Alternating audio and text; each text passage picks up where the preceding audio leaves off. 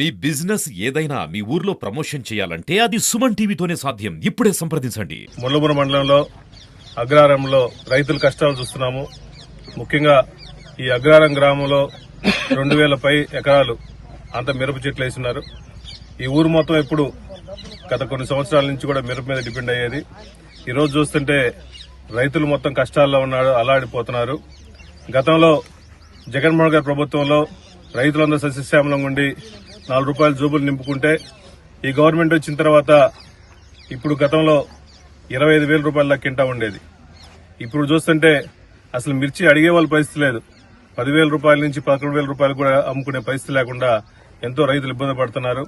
అది కాకుండా ముఖ్యంగా ఈ రైతులందరూ ఇవి ఎరువులు గాని ఈ పెస్టిసైడ్స్ వల్ల కల్తీ పెస్టిసైడ్స్ వాడటం వల్ల కొంతమంది ఇబ్బందులు పడుతూ అది కూడా దిగుబడి లేకుండా ఈ నల్లి గాని జెమినీ వైరస్ రావడం వల్ల ఈ దిగుబడి కూడా పూర్తిగా తగ్గిపోయింది.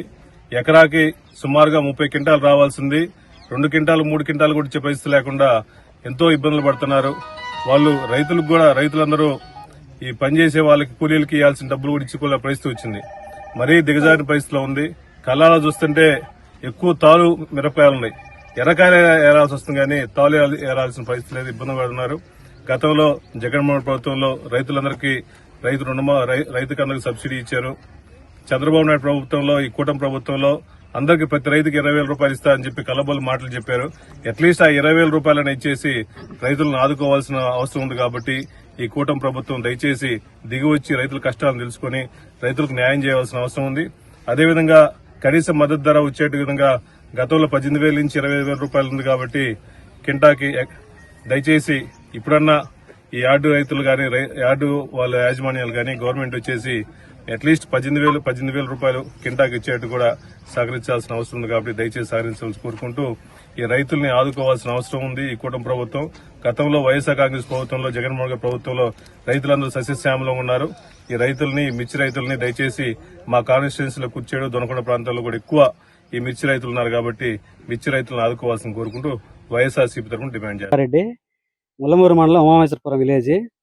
ఈరోజు పంట ఈ మార్కెట్ లేక మా దర్శి ఎమ్మెల్యే గారు డాక్టర్ బూచేపల్లి శివప్రసాద్ రెడ్డి గారు ఇక్కడకి రావటం జరిగింది. గత సంవత్సరంలో ఇదే టైంలో 25,000 మిర్చి అమ్మగా ఈ సంవత్సరం 12,000 నుంచి 11,500, తాలుగాయలు వచ్చేసి 6,000, 5,000 అలా అమ్ముతున్నాయి.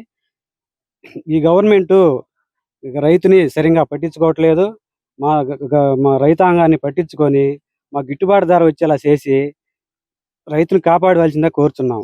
ఇదే కొంతకాలంగా ఇలాగనే కొనసాగితే రానున్న రోజుల్లో వ్యవసాయం అనేది పూర్తిగా మానుకొని రైతు టౌన్కి వెళ్ళి టీనీలు అమ్ముకోవడానికైనా కప్పులు కడగటానికైనా వెళ్తారు కానీ వ్యవసాయం చేయడు.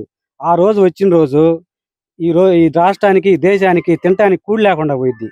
ఇది దృష్టిలో పెట్టుకొని రైతును కాపాడి మద్దతు ధర ఇచ్చి కూటమి ప్రభుత్వానికి మేము రైతు తరపున హెచ్చరిస్తున్నాము. కనీసం 10-15 రోజుల్లో ఉంటే మొత్తం మార్కెట్కి వెళ్తాయి. ఈ లోపే మా సమస్యని పరిష్కరించి మమ్మల్ని కాపాడవలసిందిగా కోరుచున్నాము. నా పేరు కోటిరెడ్డి, అగ్రహారం, ముల్లమూరు మండలం, ప్రకాశం జిల్లా. ఇప్పుడు మిర్చి పంటకి మిరగాలు కొయ్యటానికి కింటాకి 15 మంది పడుతున్నారు. అందులో గేడింగ్ చేస్తే 5 పడుతున్నారు. ఒక్కొక్క మనిషి కూలి 500. 15 మందికి ఎంత? 15,500 ఎంత చెప్పండి సార్? 7,500. 5కి 5,500 25, 10,000.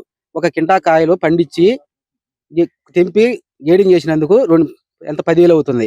మరి వాటిని అమ్మితే ఎంత వస్తున్నాయి? 12,000 వస్తున్నాయి. అంటే ఇంక 2,000 ఉన్నాయి. ఆ రెంటిల్లో గోతాలా కాదు అందులో తాలుగాయ మళ్ళీ కొంత పర్సెంటేజ్ దిగుతుంది కదా.